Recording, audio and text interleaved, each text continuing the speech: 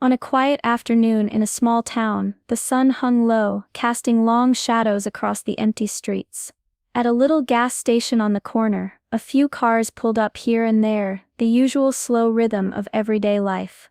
The air was still except for the faint hum of distant traffic, and the occasional beep from the gas pumps. A middle-aged man stood near one of the pumps. His face was tight with frustration, eyes darting around nervously. He grumbled under his breath, tapping his foot impatiently. The kind of man who seemed to carry a heavy weight on his shoulders, and today, that weight pressed down harder than usual. His hands clenched and unclenched as he watched a calm figure approaching the pump next to him. The other man was older, quiet, and steady. He moved slowly but with purpose, focused on filling his tank. There was something different about him, a calmness that didn't quite fit with the usual rush and noise of the place. His face was weathered, marked by time and stories left untold. Though the veteran said nothing, the tension in the air thickened like a storm waiting to break. The frustrated man's eyes narrowed, and a sharp edge crept into his voice. Something was about to happen, a clash between two very different worlds, but no one there yet knew just how deep this moment would cut. The frustrated man's voice suddenly broke the quiet of the gas station, sharp and loud enough to turn heads. "Hey you there," he called out, pointing directly at the veteran. "What kind of soldier are you? A real coward, that's what." His words hit the air like stones thrown into a still pond. The veteran didn't flinch. He kept his eyes on the pump, his hands steady as he continued to fill his tank. Not a word escaped his lips. His calmness only seemed to fuel the man's anger. "Don't just stand there," the man barked. "What did you even do out there? Run away? Hide behind someone else? I bet you didn't do a damn thing." His voice grew louder, his tone mocking and cruel.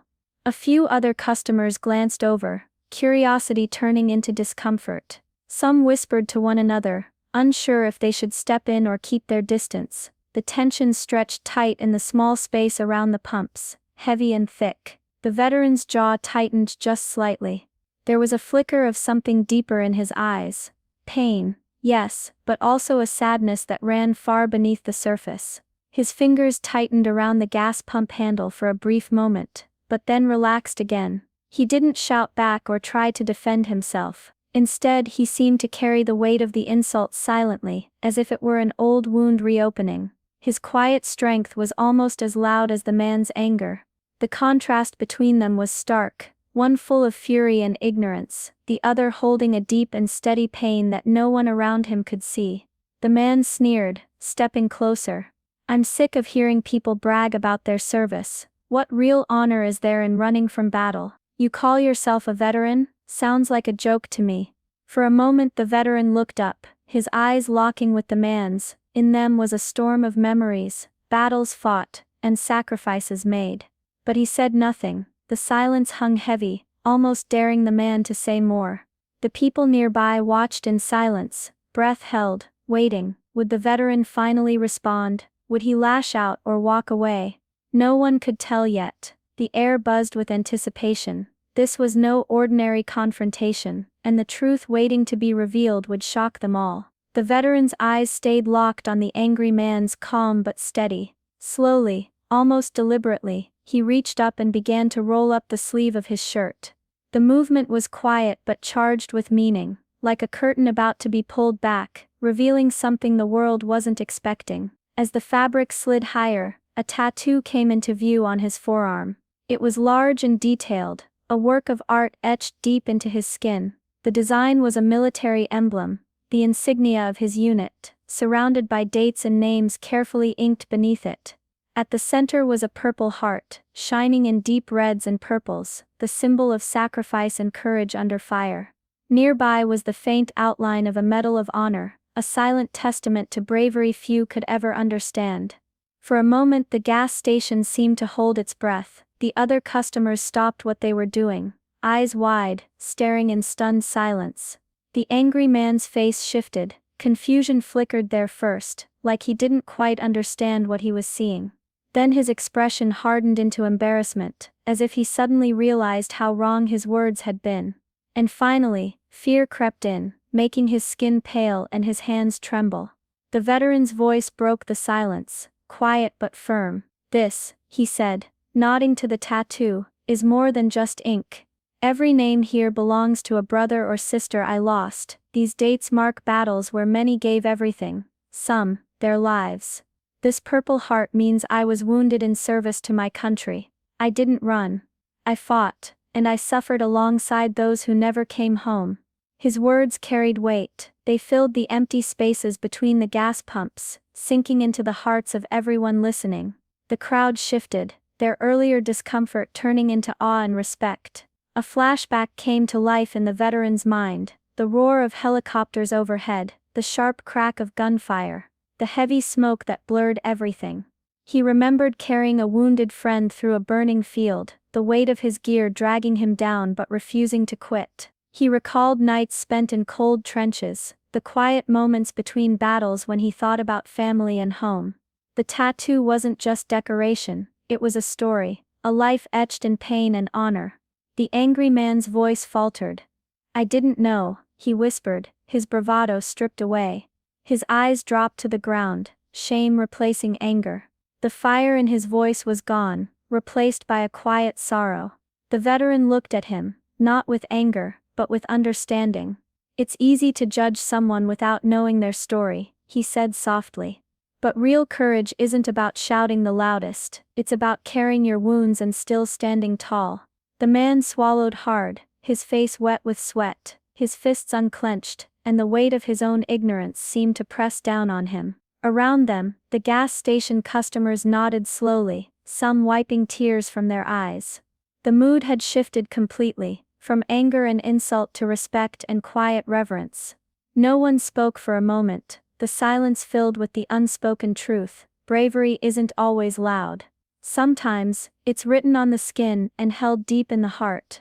Just as the heavy silence settled over the gas station, something unexpected happened. The angry man's face, already pale and shaken, suddenly twisted in pain. His knees buckled beneath him, and before anyone could react, he collapsed onto the concrete. A sharp gasp escaped from the crowd, as people stepped back, unsure what to do. The veteran was the first to move. Without hesitation, he dropped the gas pump and knelt beside the man, carefully checking if he was all right. The man's breathing was shallow and uneven, his face damp with sweat. It was clear this was more than just a simple fainting spell. As the crowd looked on, whispers spread. Someone called for help while others reached out, concerned, but hesitant. The veteran's hands were steady and gentle, as he supported the man's head and eased him into a safer position. Later, when the man's breathing slowed and he opened his eyes, the veteran spoke softly. "You're not alone in carrying pain, sometimes it hides deep inside, invisible scars that no one sees." The man's eyes flickered with something raw: fear, guilt, maybe even relief. It came out slowly, in broken words. The man confessed he had a brother who served overseas, a brother who never came back. He had carried that loss quietly for years, never able to face the grief or the guilt that haunted him. The weight of his own pain had finally caught up, spilling out in anger and frustration at someone he didn't understand. The veteran listened without judgment, offering quiet comfort where there had only been harsh words moments before. "We all fight battles," he said, "some on the outside, some inside our own minds." Around them, the crowd's attitude shifted again. What had started as a moment of conflict turned into one of deep empathy. Strangers reached out to help, offering water or steadying the man as he slowly regained his strength. The gas station felt smaller now, connected by shared humanity. The man's breakdown was not weakness, it was honesty. A crack in the armor that revealed a pain both men understood in different ways. In that moment, the veteran's earlier calm seemed like a quiet kind of bravery. He had not only faced his own battles, but had made space for another to face theirs. The tension that had filled the air just minutes before melted away. What remained was something harder to see but far more powerful: a silent promise that no one should have to carry their pain alone. As the man slowly caught his breath, the veteran stayed close, offering a steady hand and calm presence. His voice was soft but firm as he spoke. "Honor isn't just about medals or stories, It's about how we carry ourselves, with courage, respect, and truth. Everyone has their own battles, seen and unseen. Remember that. The man looked up, eyes still wet and ashamed. His voice trembled as he finally found the words. I'm sorry, I didn't mean to. He struggled to explain the anger that had come from a place of pain he hadn't faced before. I shouldn't have judged you like that. The veteran nodded slowly. Apologies take courage, what matters now is what we do next. For a moment, they shared a quiet look, two strangers brought together by a moment that changed them both. Different lives, different stories, but now connected by a shared understanding of pain and respect. Around them, the small crowd at the gas station began to react. Some clapped quietly, others nodded with smiles that said, "We see you, we respect you." The tension that had filled the air just minutes ago was replaced by a feeling of community, a reminder that kindness could grow even from the hardest moments. The veteran glanced at the tattoo on his arm, then back at the man. It's easy to judge someone without knowing their story, he said thoughtfully. But if we take a moment to listen, to understand, we find strength in truth. That's where real courage lives. The man gave a small grateful smile. Thank you. His words felt heavier with meaning now, not just a simple thank you, but a recognition of what had passed between them. As the gas station returned to its usual quiet, the lesson lingered in the air. The world was full of stories hidden beneath the surface. Sometimes, it took a moment of honesty and kindness to see them clearly. And when that happened, judgment faded, replaced by respect, empathy, and the hope for better understanding. In that small town, on a quiet afternoon, two very different men found a common ground.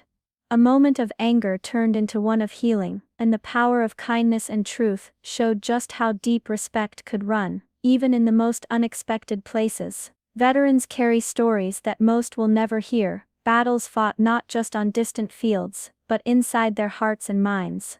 Every scar, every medal, every quiet moment of pain tells a story of sacrifice and courage. But sometimes, the greatest battles are the ones we cannot see.